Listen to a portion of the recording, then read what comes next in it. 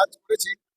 ধন্যবাদ জানাই আমাদের মাননীয় মুখ্যমন্ত্রী এবং আমাদের সাংসদ অভিষেক বন্দ্যোপাধ্যায়কে এবং আমাদের বাঁকুড়া জেলার নেতৃত্ব সমস্ত নেতৃবৃন্দকে যে আমাকে একটা অপরচুনিটি দেওয়ার জন্য।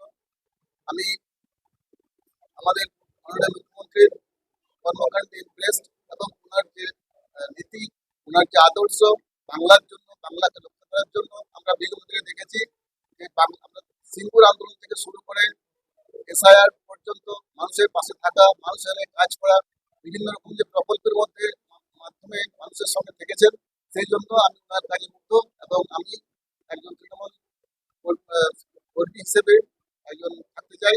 এবং যদি আগামী দিনে আমাকে কোনো দায়িত্ব দেওয়া হয়, কোনোরকম যেরকম কাজে লাগাতে পারবেন, তো আমি সেইভাবে চেষ্টা করবো মানুষের পাশে থাকার। আগামী দিনে বাঁকুড়ার জন্য, বিশেষ করে পশ্চিমবাংলার জন্য, ওভারঅল ভারতবর্ষের জন্য যদি আমার সুযোগ থাকে, আমি নিশ্চয়ই সেটা চেষ্টা করবো। যে আগে প্রথম আমার নিজেরটা দেখবো, অবভিয়াসলি আমি বাঁকুড়ার জন্য কিছু করতে চাই।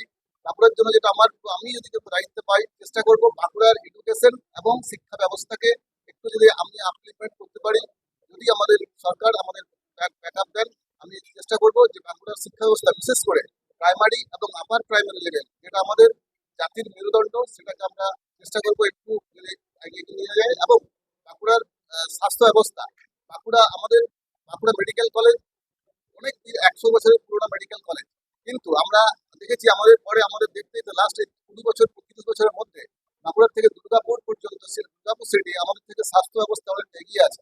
এটা আমাদের পক্ষে দুর্ভাগ্যজনক, কিন্তু আমরা চেষ্টা করবো যে বাঁকুড়ায় বসে, আজকাল বাঁকুড়া থেকে পাস করে যাচ্ছে অনেক ছেলে মেয়ে যারা কিন্তু এস্টাবলিশড বাঁকুড়ায় হতে চাইছে না। ইভেন ওরা বাঁকুড়ার ছেলে পড়াশোনা করে বড় হচ্ছে, তারা কিন্তু যাচ্ছে দুর্গাপুরে সেটেল হচ্ছে, কলকাতা ছেড়ে হচ্ছে, কিন্তু বাঁকুড়া কেউ ফেরত আসছে না।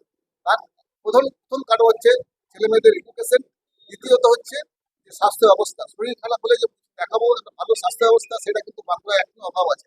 আমি এই দুটো উন্নত চেষ্টা করবো আগামী দিনে, যদি আমাদের সমস্ত নেতৃত্বের সঙ্গে থাকেন, ম্যাডাম যদি আমাদের হেল্প করেন, বাঁকুড়াকে এগিয়ে নিয়ে যাওয়ার চেষ্টা করবো।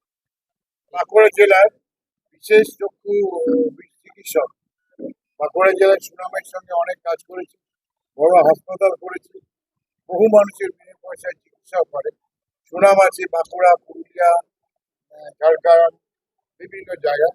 জেলা সভাপতির হাত দিয়ে তিনি আজকে আমাদের দলে অংশগ্রহণ করলেন, যোগদান করলেন, এটা আমাদের কাছে অত্যন্ত গর্বের।